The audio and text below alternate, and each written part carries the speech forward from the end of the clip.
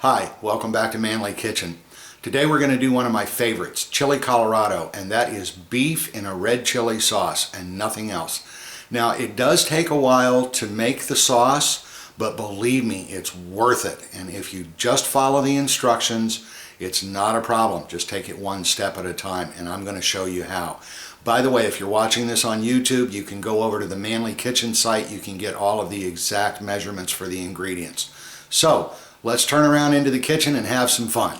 Here's what we're going to be using today. Now I've already got my water and beef broth heated up so that I can soak the peppers. But we have New Mexico chilies and ancho chilies, about half and half. Up here we have cumin, Mexican oregano, salt, brown sugar, garlic, cinnamon, some apple cider vinegar, and some balsamic vinegar. The one other thing I have is some chopped onions.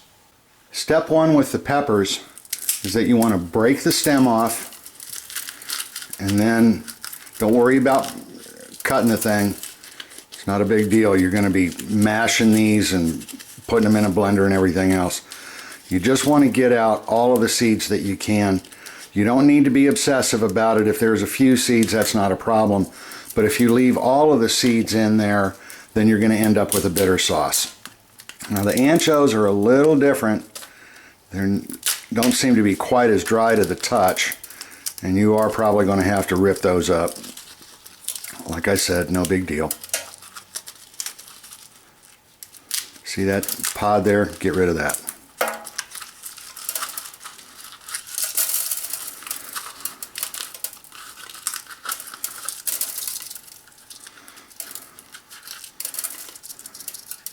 And done. In this pot I have my water and my beef broth. Now you don't have to use beef broth, but I find that adding a little bit, about 1/8, maybe as much as a quarter of the liquid, I'll do beef broth, and that gives it a richer flavor.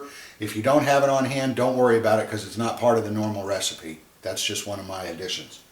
And what we're going to do is we're going to take all of those peppers that we de-seeded and put them in there. You want to push them down so that they all get wet.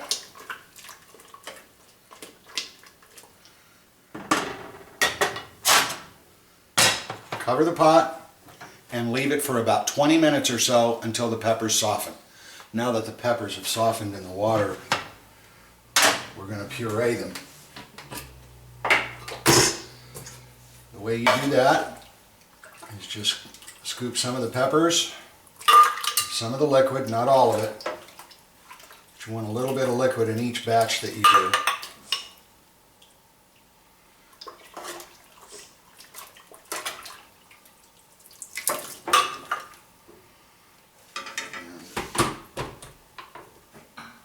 And back on the blender.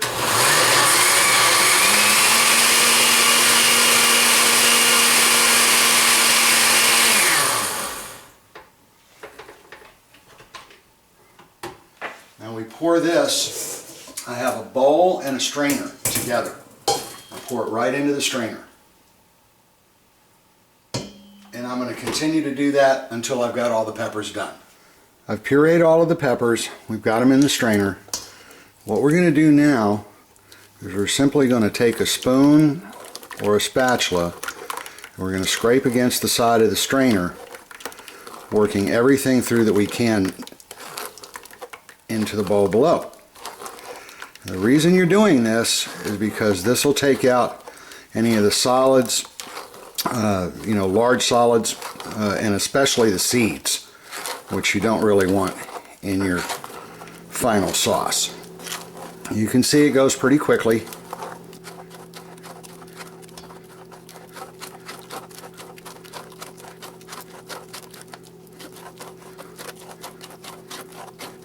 Here at the very end, you want to press real hard. You want to get everything through that you possibly can.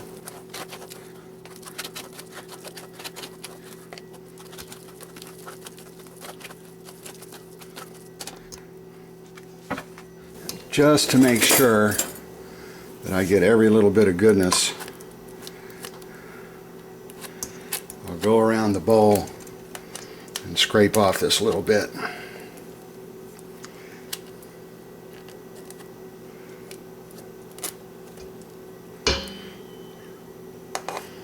And that's it. Now that we've got our peppers done, I'm going to pour that all into a pot. You can use the same pot that you did them in. I like to keep that reserved liquid just in case I need it to thin it down. I don't normally need it, but it's one of those Murphy's Law things. If I don't save it, I wish I had. Okay, put that on some heat. We're going to add our finely chopped onion, and I do mean finely. Chop it as finely as you can so that it'll break down as much as possible. And then our cumin,